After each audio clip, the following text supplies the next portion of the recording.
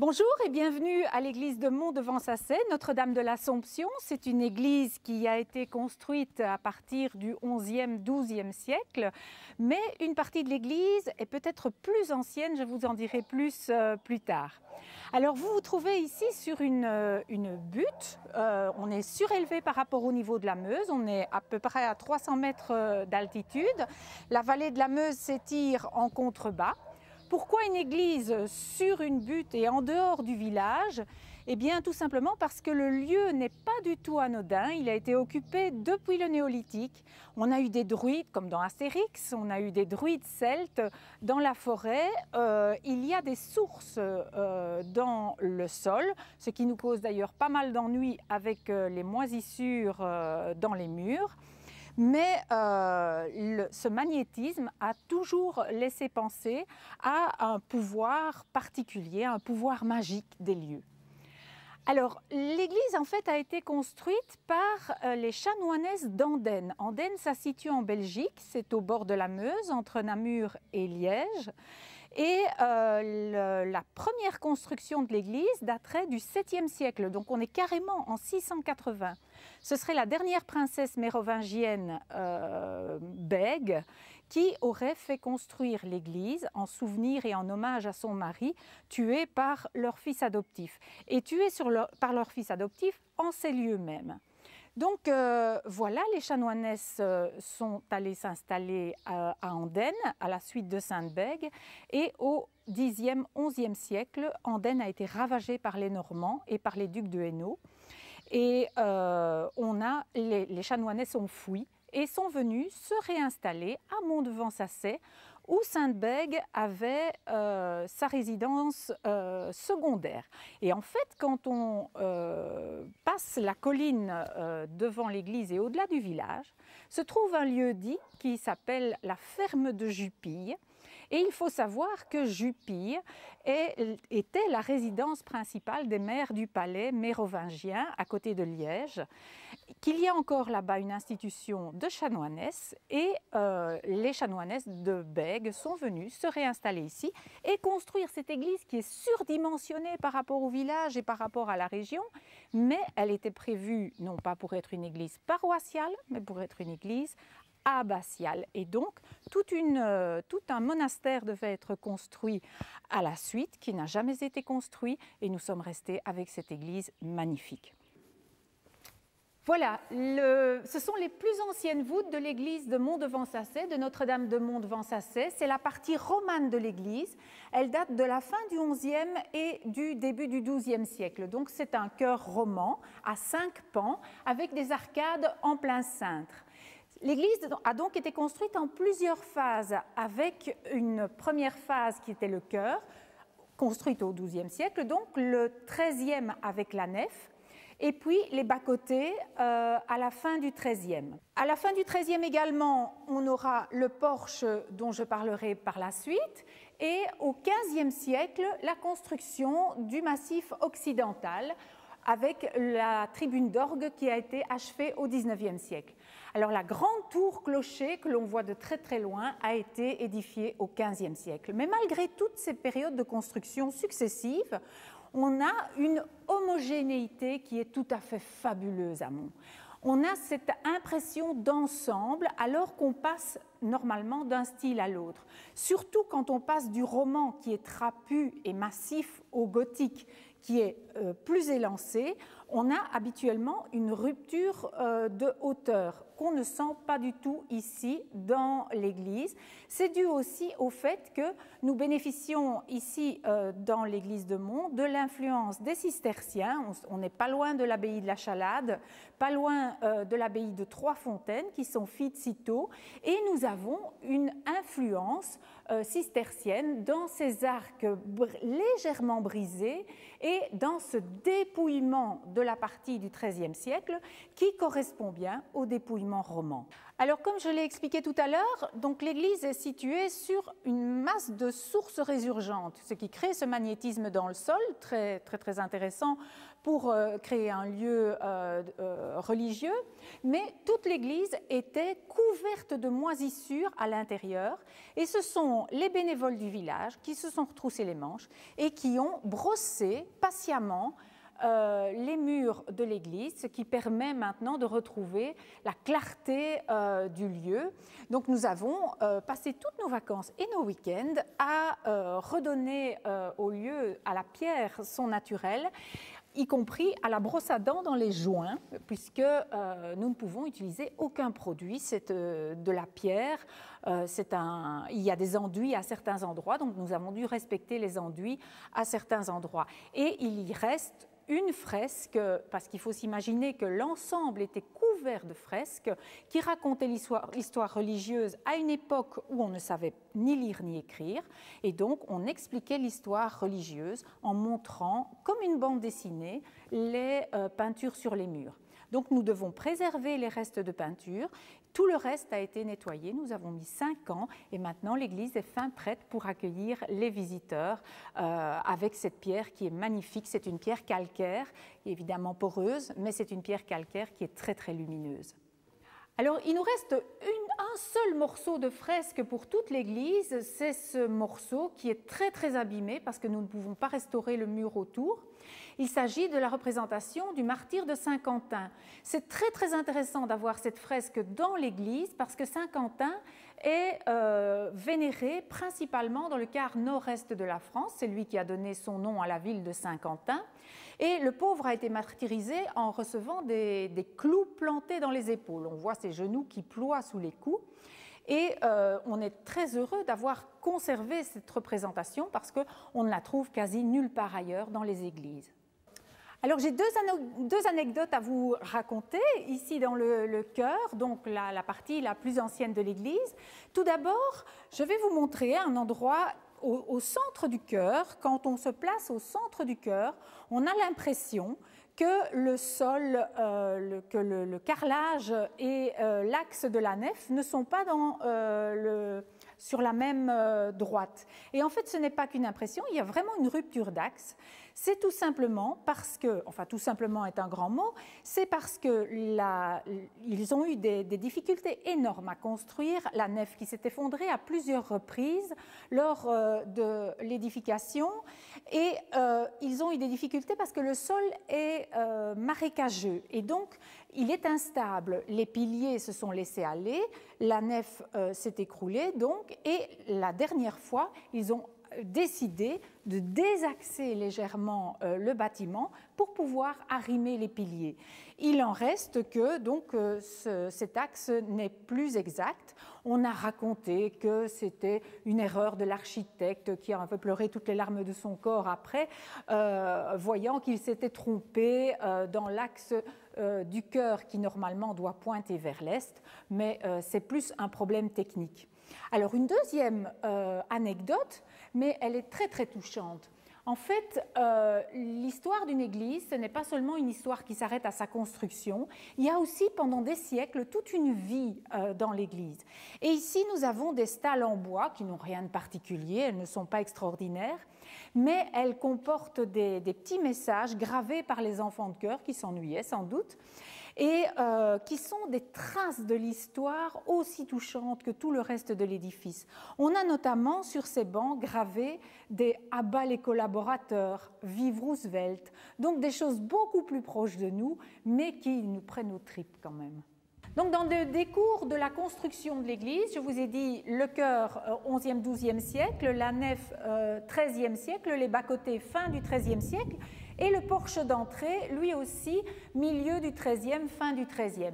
Alors vous vous trouvez quand même devant le plus ancien porche sculpté, conservé de Lorraine. Il y en a d'autres qui sont plus anciens, mais ils ne sont pas conservés. Ici, c'est la statuaire d'origine qui a été conservée. Et il est fabuleux, ce porche. Tout d'abord, sur la droite, vous avez une évocation de l'Ancien Testament et deux personnages qu'on ne trouve quasi jamais dans une entrée d'église, c'est Ève et Adam. Il faut s'imaginer qu'ils étaient nus au départ et puis qu'un curé au XVIIe siècle a trouvé ça quand même assez indécent et les a fait rhabiller.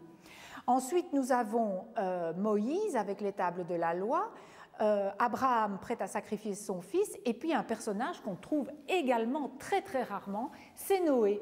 Noé, et comment sait-on que c'est Noé? Eh bien parce que non pas, son nom n'est pas inscrit sur le socle de la statue, je vous ai dit, les gens ne savaient pas lire au Moyen-Âge, mais on a ici en dessous une espèce de petite barque dans laquelle est installé un personnage qui tient un rameau d'olivier, et on a la colombe de la paix à l'avant du bateau. Le bateau est sur des flots ondulés. Donc on a tous les éléments qui font penser à l'arche de Noé, mais tout est réduit et symbolique. Une fois évidemment qu'on vous avait expliqué que c'est Noé, eh bien vous le reteniez. Alors, pourquoi Noé? Eh bien, je vous l'ai dit, l'Église est construite sur des sources résurgentes, donc sur de l'eau. Et tout dans le porche de cette église fait référence à l'eau. Si on regarde l'autre côté, le côté qui fait face à Adam et Ève, on a en face d'Adam et Ève le groupe de l'Annonciation, donc la Vierge et l'ange Gabriel, qui rachètent le péché d'en face. Puis on a Saint Jean l'évangéliste ou Isaïe, Saint Jean Baptiste ou Jérémie, et puis un personnage de nouveau qui fait face à Noé et qu'on ne rencontre quasi jamais, c'est le prophète Ézéchiel. Et Ézéchiel est toujours représenté avec l'église symbolique posée sur la main, d'où jaillit le fleuve de vie, donc l'eau de vie, qui tombe à ses pieds, donc qui coule tout le long de son vêtement et qui tombe à ses pieds, sur la tête d'un personnage qui est engoncé dans une cuve baptismale et donc qui préfigure le baptême. Si vous voulez, vous avez d'un côté Noé avec l'histoire de Dieu qui a noyé le monde pour noyer le mal, et le rachat du mal par le baptême. Donc le côté droit du porche appelle la réponse du côté gauche, et le côté gauche répond au côté droit. Donc il y a tout un dialogue dans le porche. Les éléments sont sculptés de manière très naïve, c'est touchant parce que on voit les proportions ne sont pas très exactes, il n'y a pas de mouvement, ça a été réalisé par des artistes locaux. Donc on ne sent pas les grands principes sculpturaux. On a par exemple, de manière très naïve, Noé qui est complètement ridé, donc si vous voulez, il a des lignes parallèles sur le front et sur tout le visage, parce qu'on raconte dans la Bible que Noé est mort extrêmement vieux. Il est mort à 1000 ans passés, ce qui est une légende bien entendu, mais pour représenter la vieillesse de Noé, eh bien on l'a ridé, c'est le seul personnage ridé. Il faut s'imaginer l'ensemble entièrement coloré. Il ne reste que quelques morceaux de couleur. Donc on a le noir des cheveux et des barbes. On a quelques touches de rouge par-ci par-là, et sur la partie centrale du portail, on a un peu de bleu ciel. Il faut s'imaginer qu'entre les deux portes, il y avait une statue colonne de la Vierge. Alors elle n'existe plus, personne dans le village ne l'a encore connue, mais on sait que c'était la Vierge. D'abord parce que l'église est confiée à Notre-Dame, et puis il y a encore l'auréole qui était placée derrière sa tête, et surtout l'azur du ciel qui reste peint sur le trumeau du portail. La lecture du tympan se fait en S. Alors pourquoi en S ? Tout simplement parce que les gens, donc, à l'époque, ne savaient pas lire, et pour eux, le sens de notre lecture de gauche à droite, et puis on va à la ligne, n'avait aucun sens. Le seul sens qu'ils connaissaient, c'est la façon dont on laboure un champ, en allant jusqu'au bout du champ, en tournant à cet endroit-là, en revenant sur ses pas, en tournant à l'autre bout du champ, et ainsi de suite. C'est ce qu'on appelle le boustrophédon, comme on laboure un champ en grec. Alors, il faut commencer le sens de la lecture à gauche, en bas. On voit la Vierge couchée sur son lit d'accoucher, dissimulée par une tenture rouge dont je vais reparler. Puis, on a plus à droite l'enfant Jésus couché dans la crèche avec la tête du bœuf et l'âne qui dépasse de la tenture rouge. À droite, un personnage mutilé, ce serait Saint Joseph, agenouillé. Et puis, on monte d'un étage, on est dans la bandelette supérieure, on a 3 silhouettes avec des bâtons, ce seraient les rois mages, puis on a les bergers avec les moutons. À gauche, la fuite en Égypte, elle est magnifique. Oui, il y a très peu de détails, mais elle est magnifique, elle est très bien conservée. Puis on monte d'un étage, on a le massacre des innocents, on voit les soldats transpercer les enfants avec des sabres, puis toute une partie qui est très très abîmée à droite qu'on ne sait pas identifier, et tout en haut, un personnage rare aussi dans les porches d'église, c'est Hérode couronné, à la place de Dieu le Père ou du Christ roi. Alors pourquoi est-ce que ce tympan est tellement abîmé? Eh bien parce que par hasard, tout à fait par accident, un obus lors de la guerre 14 a explosé ici dans le porche et a abîmé toutes les extrémités, donc les mains, les petits détails, toutes les petites pièces de pierre ont volé en éclats. La partie qui a le plus souffert, c'est effectivement cette partie droite du tympan et aussi ce qu'on appelle la Jérusalem céleste. Au-dessus des statues, on voit des petites maisons avec des tours. Eh bien, c'est la Jérusalem céleste symbolique qui est représentée.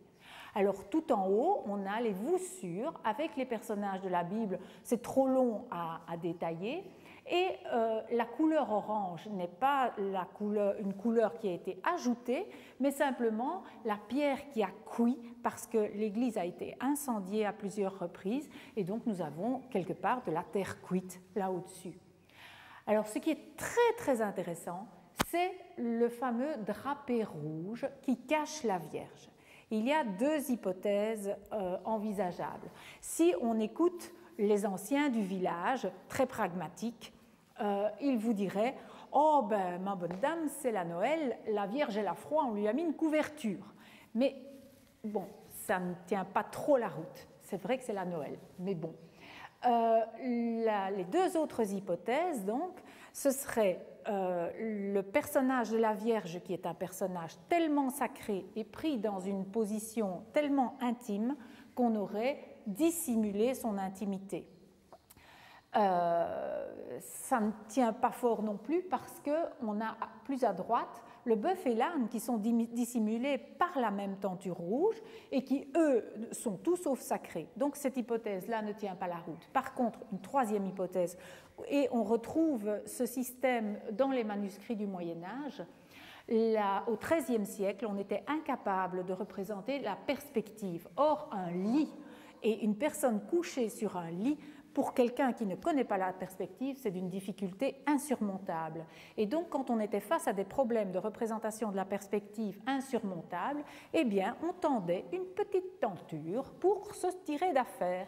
Et il faut probablement voir ici cette solution-là qui a été adoptée.